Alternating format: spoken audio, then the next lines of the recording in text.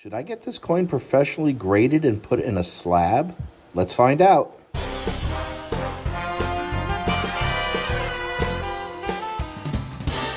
Hi collectors, thanks for watching. I'm the collector of coins, and that's right, as I said in the introduction, I am thinking about sending this coin out to get professionally graded, probably by PCGS, as I have a membership and I have a few free grading coupons remaining. So in this video, we're just going to talk about the pros and cons of getting this coin professionally graded. We're going to examine it together to try to figure out what grade it is, and hopefully what it could get graded as by PCGS. If you're not yet a subscriber, please consider subscribing to my channel. Remember to turn on post notifications, and hey, why not share this video to a friend or your favorite online forum if you think it's worth sharing. All right, well, as I said, this is a 1917 Standing Liberty Quarter, Type 1, and I think it is phenomenal.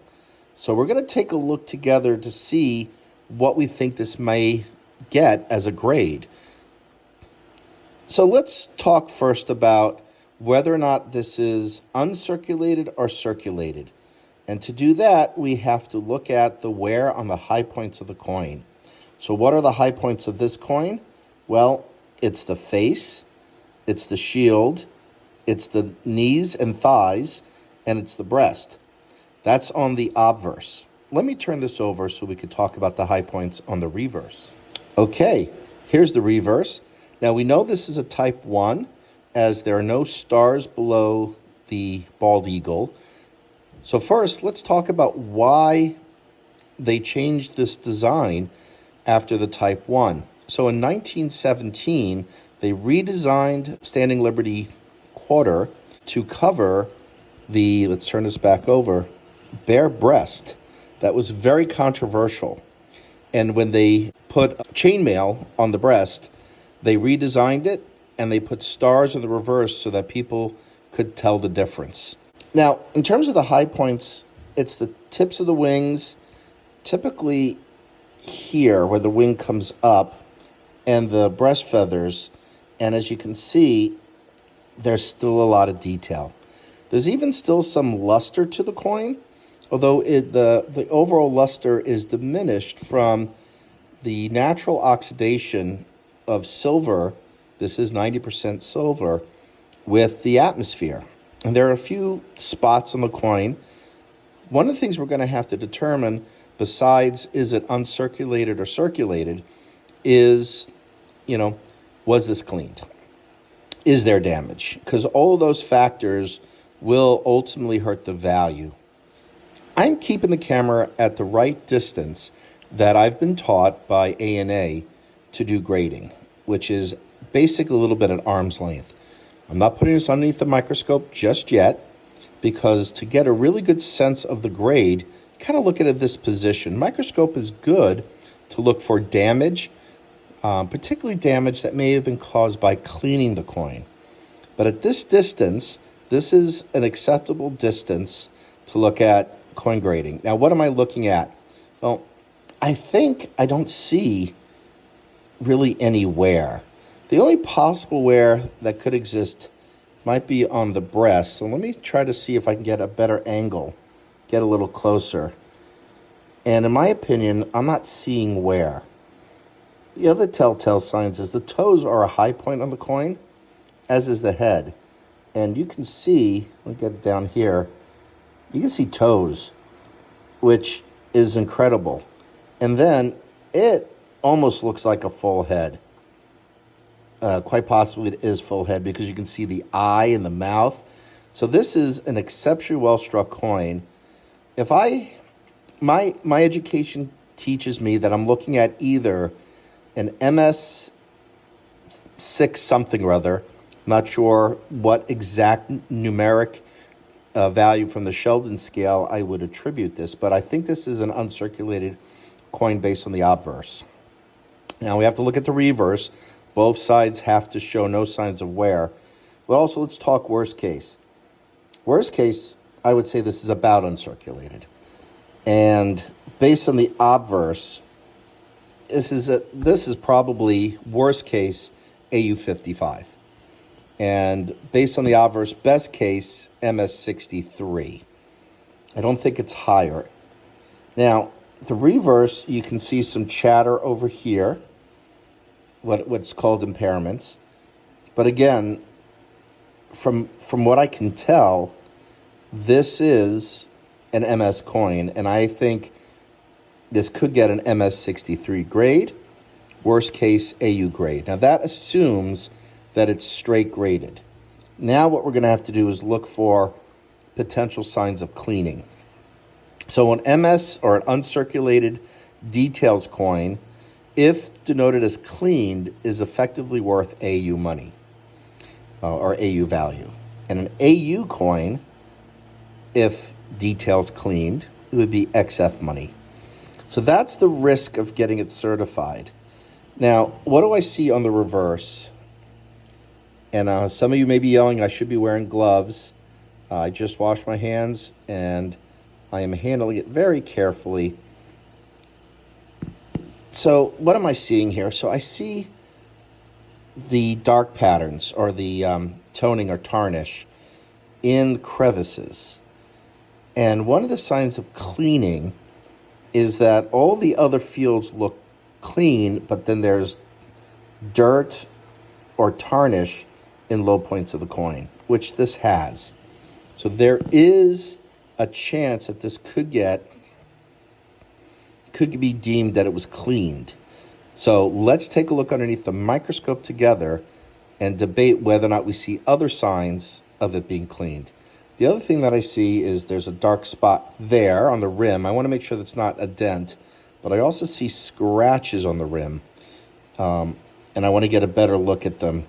That worries me. All right, so here are the scratches on the rim. Now, these scratches over here look like from bag marks, coins against coins, as do these.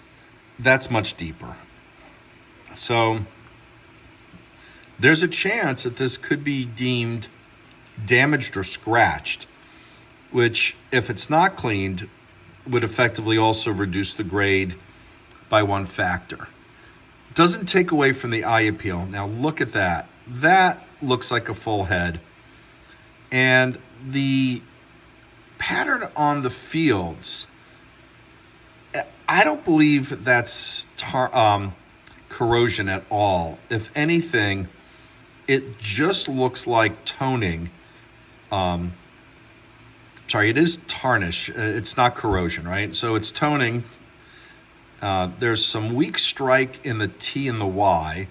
I don't believe that's indicative of wear, but I am not seeing on the reverse what I would consider cleaning marks. Now, will another grader deem them cleaning marks? I think that's a possibility. And so that's a little bit about the risk here of sending this out. All right, so wow, you can see all 5 toes. And you can see toes on that foot too, underneath the gown or the cape. I've studied a lot of standing Liberty quarters. They are one of the toughest coins to grade, in my opinion, because you have to factor in a number of things, including which design variety, because they made 3 different designs. We talked about type 1 and 2. Type 3 is they made alterations so that the date didn't wear off as easily. These were notoriously raised, and in circulation, the date tended to be one of the first things that completely got obliterated. So after 1925, they improved that and made the date a little more recessed in, so there are 3 varieties. But as a result, some of the other characteristics play a factor in grading these based on which variety. But based on what I'm seeing, I do not see cleaning, but again, I think it's a risk. Leave a comment, let me know what you think. Let's take a look at the reverse. Wow, look at how stunning that eagle is. And again, I'm not seeing wear on the high points at all. Again, a lot of tarnish, bag marks for sure. I think the bag marks or these impairments will result in it getting a lower uncirculated grade if it's not deemed cleaned. I'm trying to decide what that is. Looks like some scratches that have toning on it. Yeah, but this would not get higher than an MS63. If anything, this could get an MS61. Although I do think because of the other characteristics, we're looking at quite possibly MS61 full head would be my guess. This is of a straight grade, although I do think it's better than a 61. But I think the grading agencies are right now being very conservative. But let's talk about the values between AU58 and MS63, which is, I think, where we're looking at. I'm sorry, AU55 to MS63. That's where I think we're looking this coin will most likely land from a grading perspective. Okay, so from AU55 to MS63, the wholesale to full retail price range is $175 to $375. That's assuming it does not get a full head designation. And the spread between 175 and 375 is effectively the bottom end wholesale price to another dealer, all the way to the top end full retail price to a collector. Let me look up the spread and value of a full head attribution. Okay, well, the full head attribution, the value range is 275 to about 525. So why is that? Why such a big jump in value? Well, it's mainly due to the fact that the full head designation, which means you can see all the details of the head because the coin is incredibly well struck, results in a much lower population of coins that exhibit those characteristics. So it's a condition rarity or scarcity in this case. And that's what drives the value as well as the collectability. Some collectors of the Standing Liberty Quarters really only want the best, most well-struck example for the grade that's within their price range. This coin is absolutely spectacular. It's one of my favorite series. I've talked about it in the past. It's an incredibly difficult series to collect. So I would say if you're a beginning collector, this is not a series to go after, with the exception if you want one of each type, right? But if in terms of trying to assemble a complete set in high uncirculated condition, this is such a tough series to collect because of both condition scarcity. There are some key dates that are quite expensive, including the 1916, which we've also talked about on this channel. I sold one that was worth over $10,000, and that was in about uncirculated condition. This one is more common.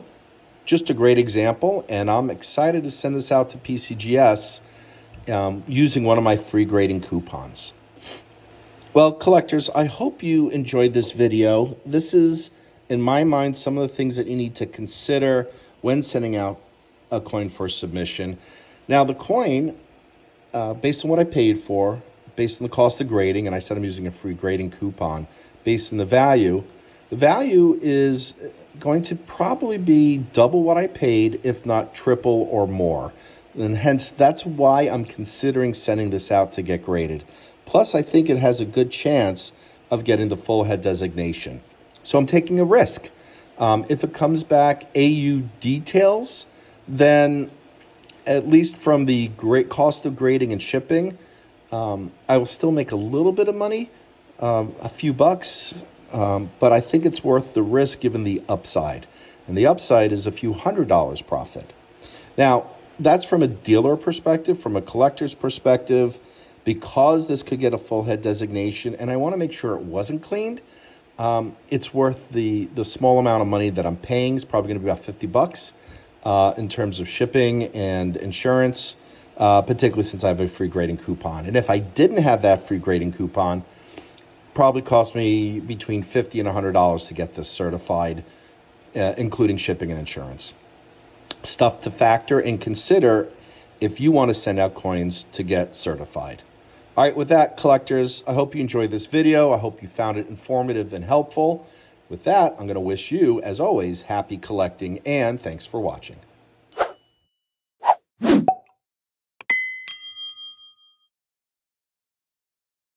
hey, if you want one of my coin mats, there's a link down below in the description where you can get one.